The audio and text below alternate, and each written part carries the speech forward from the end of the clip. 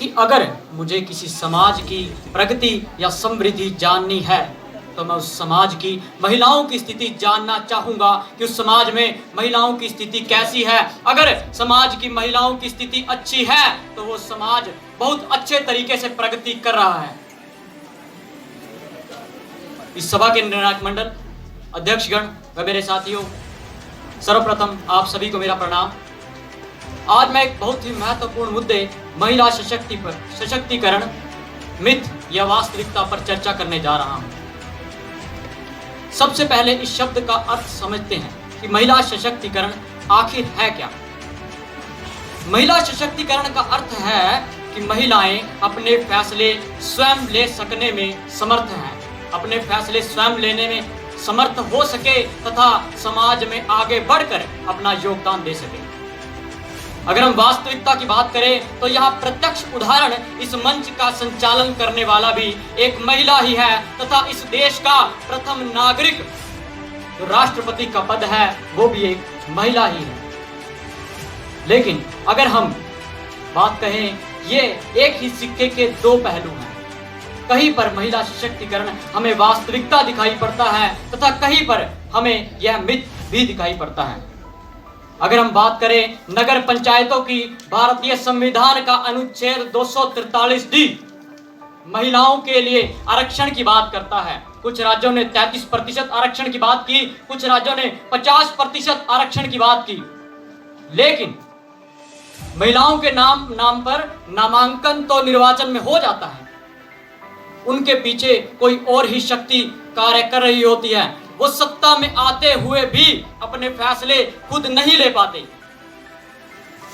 उनके निर्देशन में या तो उनके पिता होते हैं या फिर उनके पतिदेव। ऐसा क्यों? यह महिला सशक्तिकरण के सामने एक सवाल के रूप में खड़ा हो जाता है। देश के सर्वोच्च पदों की बात करें, सर्वोच्च न्यायालय, उस पद के मुख्य न्यायाधीश के पद तक आज तक कोई भी महिला नहीं पहुंच सकी। आरबीआई गवर्नर के पद की बात करें, उस पद पर भी आज तक कोई महिला नहीं पहुंच सकी। चीफ इलेक्शन कमिश्नर के पद की बात करें, उस पद पर आज तक सिर्फ एक महिला पहुंच सकी, वो भी पुरुष प्रधान के संकीर्ण विचारों के कारण उन्हें कुछ ही समय के बाद पद से हटा दिया गया। महिला सशक्तिकरण पर इन बातों के कारण बहुत से सवाल खड़े होते हैं कि क्या वास्तविकता में महिला सशक्तिकरण है या नहीं। अगर हम महिला साक्षरता दर की बात करें तो पिछली साक्षरता दर से बढ़कर 64% से बढ़कर 77% हो चुकी है। यह एक अच्छी बात है कि महिला साक्षरता दर बढ़ी है, लेकिन देश की जीडीपी की बात करें तो उसमें महिलाओं का योगदान सिर्फ 18% है। ऐसा क्यों?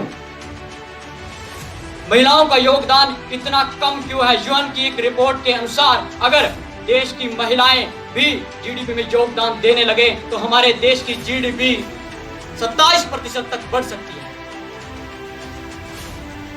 अगर हमारे देश में महिला सशक्तिकरण है तो क्यों 20 साल की एक बहन अपने 9 साल के भाई के साथ बाजार में निकलना सुरक्षित समझती है अकेले निकलने की बजाय?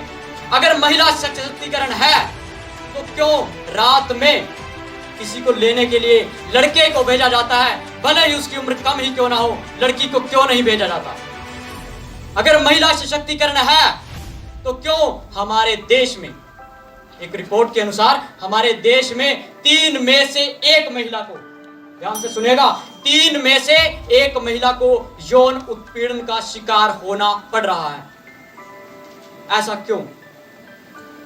इन्हीं विडंबनाओं के कारण महिला सशक्तिकरण मुझे एक मिथ के रूप में दिखाई देता है। हमारे देश में जो 25 हाई कोर्ट हैं, लेकिन उनमें से केवल 4 ही हाई कोर्ट ऐसे हैं जिनमें से महिला चीफ जस्टिस हैं, यानी कि महिला मुख्य न्यायाधीश हैं।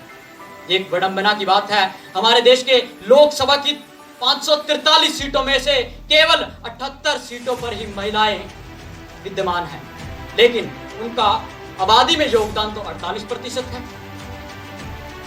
इन सभी आंकड़ों को देखते हुए मैं यह अनुमान लगा सकता हूं, यह अंदाजा लगाया जा सकता है कि महिला सशक्तिकरण आज एक मिथ के रूप में बनता जा रहा है। हालांकि कुछ स्तरों पर वास्तविकता दिखाई पड़ती है, लेकिन जितना योगदान महिलाओं का समाज में, हमारे देश में, हमारी सरकार में होना चाहिए, उतना योगदान उनका नहीं हो पा रहा है। इन्हीं बातों के साथ मैं अपनी वाणी को विराम देना चाहूँगा। धन्यवाद। जय हिंद, जय भारत।